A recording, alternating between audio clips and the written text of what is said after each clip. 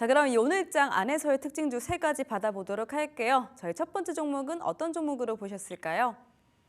사실 지금 제가 뭐 관심을 두고 있다기보다는 지금 시장에서 올라간 종목에 대한 좀 코멘트를 남겨드리고 있거든요. 일단 오늘 뭐 네이버 웹툰이 뭐 넷플릭스랑 같이 협업을 한다 뭐 이런 얘기 가지고 와이랩 주가가 좀 급등하는 모습을 보였습니다. 자, 그래서 뭐 와이랩뿐만 아니라 여러분들이 이제 뭐 웹툰 관련주라든지 뭐 만화책, 애니메이션 뭐 이런 쪽 괜찮나요? 라고 이런 생각이 좀 드실 거예요. 근데 지금 따라잡기에는 좀 부담스러운데 혹은 지금 따라잡아도 되냐라고 하면 지금은 따라잡지 않는 게 좋죠. 자, 그렇다라고 하더라도 지금 컨텐츠 관련주들 쪽으로 해서 보통 컨텐츠는 크게 엔터, 그리고 영상, 뭐 그리고 게임, 크게는 세 가지로 나뉘게 됩니다. 뭐 웹툰 같은 경우도 뭐 영상 컨텐츠로도 묶을 수 있을 것 같아요. 자, 그런데 지금 트럼프 대통령이 또 이상한 관세에 대한 막 살벌한 말을 던지고 있잖아요. 최근에 컨텐츠 관련주들이 특히 엔터 관련주들이 잘 갔던 이유가 관세에 대해서 무풍지대기 때문이었습니다. 거기에 추가적으로 한알령 이슈까지 있었기 때문에 컨텐츠라는 대범주 안에서 엔터가 강세였던 거거든요. 자, 그런데 엔터만 강세였어요. 사실 게임이라던가 영상 컨텐츠 이런 쪽은 제대로 된 움직임이 나오지 않은 컨텐츠 관련주거든요. 근데 시장 지수가 이렇게 올라간다. 그리고 뭐 트럼프 대통령이 관세에 대한 말 한마디씩 던진다라고 하면 결국 영상 콘텐츠라던가 게임 이런 콘텐츠 쪽도 수납내가 될 수 있습니다. 그런 관점에서 보면 오늘 뭐 넷플릭스랑 뭐 웹툰하고 한다고 하니까 얘네들 충분히 매력적이거든요. 그런데 오늘은 과해요. 지금 상승이 조정 없이 이제부터 얘네들이 시장의 모든 주목을 받으면서 이 상승의 지속성이 뭐 당장 대선 끝나고 나서부터 계속 올라간다? 이렇게 보기는 어렵거든요. 오늘 좀 체크 포인트는 뭐냐면 거래량이 터지고 시장의 관심을 한번 끌었다. 자, 이쪽도 꽤나 오랜 시간 눌려있기 때문에 악성 매물대들이 되게 많아요. 그래서 이걸 한 번에 소화하는 과정, 그러니까 한 번에 소화하고 올라갈 만큼 그렇게 녹록하지는 않거든요. 자, 그래서 오늘도 악성 매물대를 소화하는 과정이 와이랩 쪽에서 나왔다라고 생각하시면 좋을 것 같고요. 자, 그리고 항상 말하지만 제가 갭든 종목 같은 경우는 어지간하면은 잘 못할 것 같으면 접근하지 말라라고 말을 많이 하는데 왜냐면 갭자리는 결국 메꾼다라고 제가 항상 말을 했죠. 게다가 오늘은 월요일입니다. 월요일은 한 주의 시작이기도 하죠. 한 주의 시작에 갭된 종목은 주봉 갭자리가 생겼을 가능성이 높아요. 일봉 갭자리도 무조건 메꾼다라고 말을 하는데 주봉 갭자리는 오죽할까? 그러면 와이랩 같은 경우도 일단 여기 만들어놨던 갭자리 5,700원 정도까지는 눌림을 보여줄 수 있거든요. 그러면 와이랩을 지금 그럼 컨텐츠 관련주로도 있고 뭐 넷플릭스 이슈도 있는 것 같고 그러니까 나는 영상 콘텐츠 그중에 뭐 웹툰이나 이런 애니메이션 쪽 괜찮은 것 같아 생각하시는 분들은 지금 접근하기보다는 한 5,700원 정도 라인 왔을 때 여기 구간에서부터 121선까지 나눠서 사시면 수익 보는데 크게 어렵진 않을 겁니다. 그러니까 지금 뉴스 보고 다시 기술적 반등 나오지 않을까라는 생각으로 들어가기에는 접근하기 좀 애매하고 웬만하면 갭자리 메꾸면 그때 들어가세요. 만약에 시초에 내가 이거 추격 매수해서 물렸어. 그런 분들 같은 경우도 추가 매수를 한다라고 하면 이 갭자리 메꿨을 때 하는 거예요. 오늘 좀 빠졌으니까 해야지가 아니라. 그래서 뭐 그 영상 콘텐츠 그 중에 뭐 애니메이션, 웹툰 이런 쪽 같은 경우도 6월 중에 또 한 번 움직임 나올 수 있거든요. 그리고 콘텐츠 관련주가 단순히 뭐 무역 전쟁 이거랑 뭐 중국 한한령 이렇게만 엮이는 게 아니라 메타버스 쪽하고도 엮일 수 있어요. 최근에 그 삼성하고 구글하고 협력해서 뭐 XR 기기를 만든다 이런 뉴스들 보셨을 거예요. 그러면서 이제 뭐 MC넥스라던가 과거 XR 관련주들, 하드웨어 관련주들 쪽이 조금씩 추세를 올리면서 고점을 올려가고 있거든요. 그렇다라고 하면 이제 결국 메타버스 쪽 한 번 더 올 하반기 중에 턴이 돌아올 수 있다는 거고 메타버스 쪽으로 턴이 돌아오면 그때 또 자연스럽게 컨텐츠 관련 주목받을 수 있거든요. 그런 관점에서 보면 지금 컨텐츠 관련주들은 좀 다양한 적테마를 형성하고 있는 좀 매력적인 섹터라고 보여집니다. 그런데 오늘 들어가진 마시고 아까 말한 것처럼 와이렉 같은 경우 한 5,700원 부근까지 오면은 그때부터 121선까지 염두하시면서 분할 접근하시면 이제 그다음부터 좀 분할 매도 하시기에 좀 편하실 거예요. 그래서 혹시라도 또 그냥 냅다 추격 매수하시는 분들이 계실까봐 와이랩 하나 좀 코멘트 남겨드리려고 가지고 왔고요. 그리고 이제 두 번째로 좀 눈여겨보는 거는 드론 관련주입니다. 아까도 말했죠.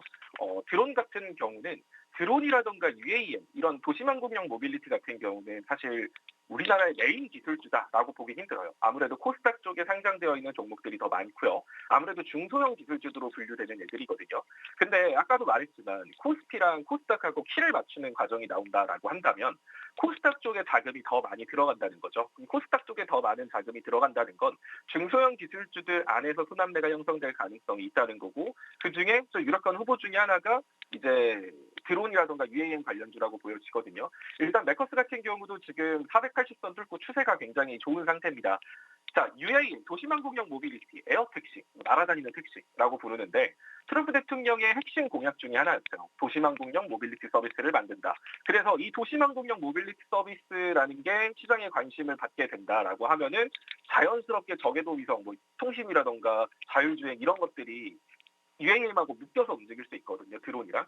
그런 관점에서 봤을 때 지금 메커스 쪽이 가장 힘이 좋기는 하고, 뭐 우수 AMS라던가 이런 애들도 드론, UAM 관련주로 움직이는 모습을 많이 보여줍니다. 뭐 베셀, 뭐 제이시언, 뭐 되게 다양한 종목들이 있는데, 일단은 만약에 대응한다라고 하면 대응 난이도가 상대적으로 낮은 거는 메커스라고 보여져요. 일단은 480선을 되게 보시면 이게 이제 어떻게 보면은 좀 교과서적인 거죠. 자, 뭐 차트 볼 때 삼각수렴 뭐 이런 거 많이 들어보셨을 거예요. 삼각수렴 차트라고 해서 고점을 일정 수준으로 유지시킨 상태에서 저점을 계속 끌어올렸습니다. 그리고 481선 돌파 시도를 했거든요.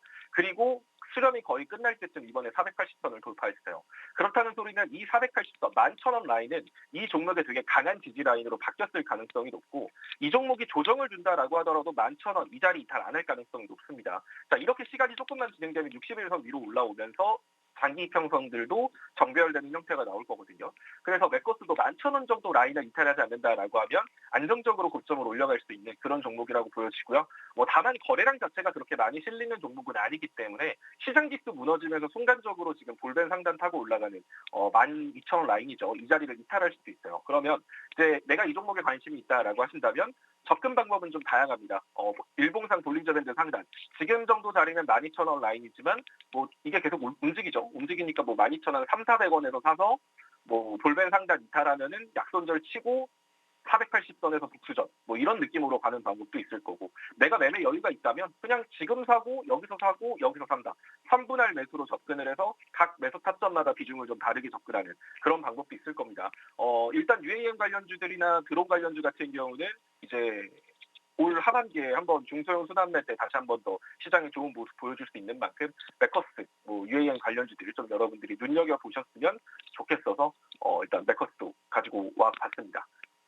네, 두 종목 말씀해 주셨네요. 우선 웹툰주 안에서 강세 보이고 있는 Y를 말씀 주셨습니다. 지금 따라가기에는 좀 부담스럽다. 눌림목 나왔을 때 접근하시기를 바라겠습니다. 5,700원 눌림목 말씀해 주셨고요. 두 번째로는 메커스 말씀해 주셨죠. 12,300원에서 12,400원 안에서 접근해 보시는 거 추천드려 보도록 하겠습니다. 자, 마지막으로 한 종목 받아보도록 할게요. 마지막 종목은 어떤 종목일까요? 이 종목은 이제 오늘 좀 낙폭이 큰 종목이거든요. 휴스틸입니다. 아무래도 철강 관세 얘기가 나오면서 시초에 뭐 보통 관세 얘기가 나올 때 여러분들이 많이 생각할 때 왜 철강 관세가 나오는데 우리나라 철강주들 어떨 땐 올라가고 어떨 땐 빠지는데 도대체 뭐지? 뭐 이런 생각을 하실 텐데, 원래 철강 관련주들이 약간 좀 그래요. 뭐 아무래도 중국 쪽에 라든지 다른 나라의 제재가 심해져서 철강 가격이 올라가면 상대적으로 철강 가격이 올라가니까 철강 업계들한테는 수익이 개선될 것이다. 왜냐하면 수요 자체가 줄어들지 않은 상태에서 철강 가격이 올라가면 뭐 결국 수익 개선으로 이루어지지 않을까, 이런 기대감 때문에 올라가기도 하고요. 또 어떨 때는 그러한 관세 때문에 기업들의 이윤이 감소하지 않을까, 이런 우려 때문에 빠지기도 하죠. 그런데 일단 휴스틸 같은 경우는 이제 우리나라의 철강 관련 기업 중에 미국에다가 생산 공장을 투자해서 하는 회사들이 몇몇 개가 있거든요. 휴스틸 같은 경우도 그런 쪽에 속해 있는 종목이기 때문에 철강 관세에 대한 이런 두려움, 그리고 실제로 시행이 된다라고 했을 때, 야 근데 휴스틸은 미국에 공장이 있잖아, 그러니까 괜찮은 거 아니야? 미국에 공장도 있는데 철강 가격 올라가면 휴스틸은 실적이 개선될 수 있겠네, 이런 기대감을 가지고 움직일 수 있는 종목입니다. 자, 일단 이 종목 같은 경우는 보시면은 뭐 240선 항상 이 자리 딛고 반등이 나오고 있긴 하거든요. 그래서 이 라인이 좀 강한 지지 라인이라고 보시면 될 것 같고, 분봉 차트를 보더라도 지금 보시면 지금 볼린저 밴드 상하단선이 수렴한 다음에, 그러니까 이 보조지표에 대한 교육을 하면 너무 길어지니까 자 일단은 볼린저 밴드 하단선 지금 이탈하지 않거든요. 그러니까 보통 종목은 이렇게 볼린저 밴드 상단선과 하단선이 왔다 갔다 움직여요. 그러다가 상단을 돌파하면 슈팅이 나오거나 상승 추세를 밟고요. 하단을 이탈했을 때는 투매 혹은 우하향 추세가 나오는 경우가 많습니다. 지금 휴스틸 같은 경우는 볼벤 하단 라인에 있죠. 자 그렇다는 소리는 이 자리는 강력한 지지 라인이기도 하다는 의미예요. 그래서 4,600원 정도 라인이 해당 종목의 강한 지지 라인이라고 보시면 되고 만약에 4,600원 라인을 이탈하지 않고 이 종목이 반등에 성공한다? 그렇다라고 하면 다시 한 번 더 볼린저 밴드 상단 5,000원 정도 라인까지 갈 수 있겠죠. 자 그리고 이 상한까지 올라왔는데 만약에 정말 미증시가 또 무역 전쟁에 대한 두려움, 관세에 대한 두려움 때문에 휘청거리고 빠진다라고 하면 관세에 대한 또 수혜 섹터로서 추가적인 상승세 보여줄 수 있다라고 보여집니다. 그래서 지금 낙폭이 크기는 한데 지킬 자리는 좀 지켜주고 있는 종목이 휴스틸이거든요. 그래서 이 종목이 만약에 오늘 종가 기준으로 4,600원 라인 이 자리를 이탈하지 않는다라고 한다면 종가 베팅 관점으로 한번 들어가 보시고 그리고 이제 대선 끝나고 수요일날 별 움직임 없네. 여기서 반등 자리인데 반등 못하네. 수요일날 그러면 그때는 그냥 약수익이든 약손실이든 보합이든 정리하는 방식으로 오늘 종가 4,600원 라인 지키는지 여부 한번 확인해 보시고 여러분들이 한 5%, 7% 정도 기대 수익률 노리면서 진입하기에 나쁘지 않은 종목이라고 보여집니다. 네, 철강 이 관세 이야기가 다시 한번 나온 가운데 휴스틸 점검해 주셨습니다. 6,300원 이탈하지 않는지 체크해 주시기 바라겠습니다. 자, 이제 체크메이트 공략 섹터 여쭤볼 건데요. 그 전에 AS 먼저 요청드려보도록 하겠습니다. 자, 가장 직전에 주셨던 섹터죠. 반도체 섹터 안에서 주셨던 DI 종목이요. 또 공략 후에 10% 이상의 급등세 나오고 있습니다. 자, 이 종목 어떻게 하면 좋을까요? DI 같은 경우가 제가 지난주 월요일 날 좀 약간 빠지고 있을 때 잡아드렸고요. 이때 기대 수익률 10% 넘게 잡아드렸는데 수요일, 목요일 해가지고 목표가보다 더 상승하는 모습을 보였거든요. 자 이렇게 잡아드렸던 게 그 당시에도 말했지만 박스권 상단의 시장 지수가 돌파한다라고 한다면 결국 반도체 중심으로 상승이 나올 가능성이 높아요라고 했기 때문에 그 중에 HBM 반도체가 먼저 움직일 거고 그 안에 DI를 뽑아드렸던 겁니다. 자 그리고 지금 박스권 상단 돌파했고 지금 시장 지수가 이제 그 이상 못 올라가고 지금 조정을 줘야 되나 말아야 되나 고민하고 있는 시점이거든요. 그러니까 자연스럽게 DI도 빠진 거예요. 얘가 나빠서 빠진 게 아니죠. 그러면 이런 것들은 사고 팔고 여러분들이 계속 하셔도 돼요. 지금 정도 자리 뒤에 받쳐준 거래량 있고요. 거래량이 막 많이 실리면서 빠진 거면 별로다라고 하겠는데 거래량 없이 상승폭 거의 다 반납한 상태거든요. 그럼 그 일전에 DI 한번 매매하셨던 분들 같은 경우는 지금 구간에서 여러분들이 신규 진입하셔도 돼요.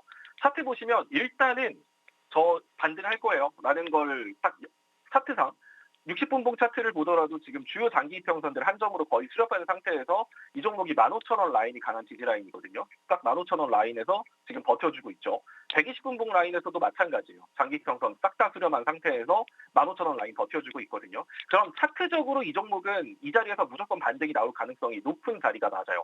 그런데 그렇죠. 만약에 대선 끝나고 우리가 이제 한국 증시 개장하는데 트럼프 대통령이 진짜 또 이상한 소리 해가지고 미증시가 우르르 쾅쾅 무너져.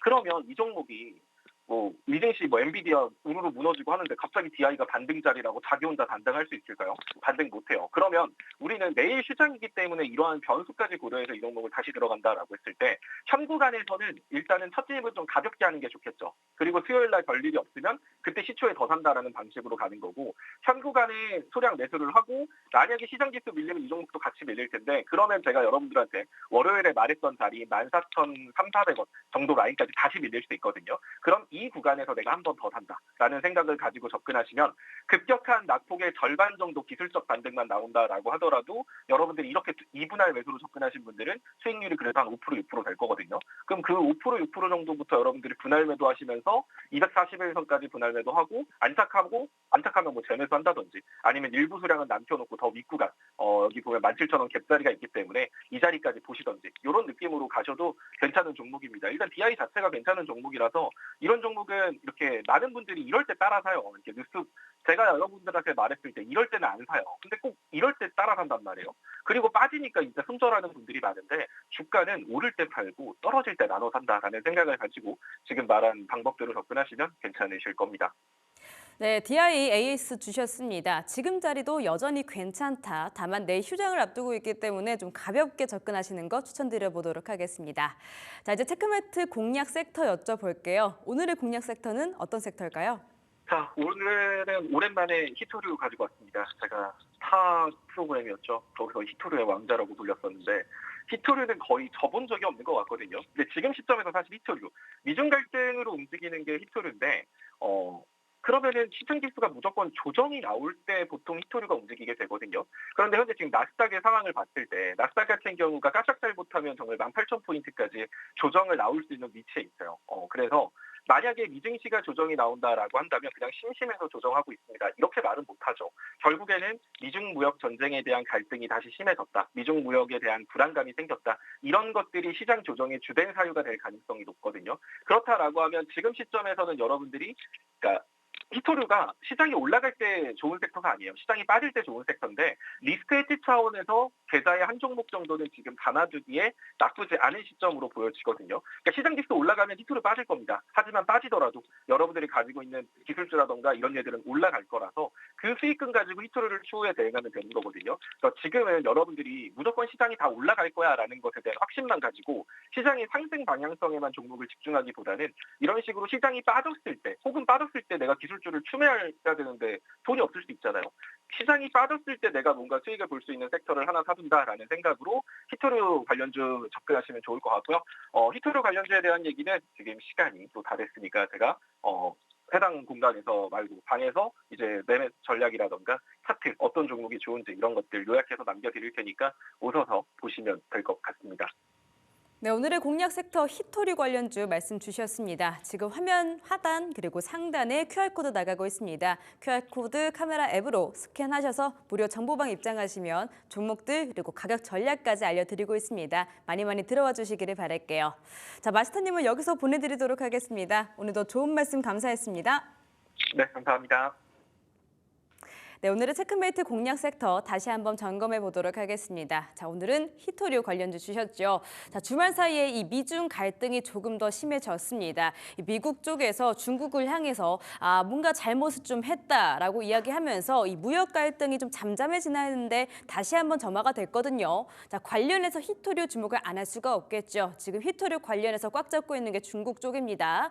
중국 향해서 비난 수위가 고조가 되고 있는 트럼프죠. 자, 거기에다가 지금 첨단 산업이 이렇게 성장할수록 이 히토류 필수 자원 같은 히토류 쪽의 수요는 점점 더 올라가고 있습니다. 자, 관련해서 어떤 종목들 추천해 주실지 그리고 가격 전략은 어떨지 함께 무료 정보방 들어오셔서 점검해 보시기를 바라겠습니다.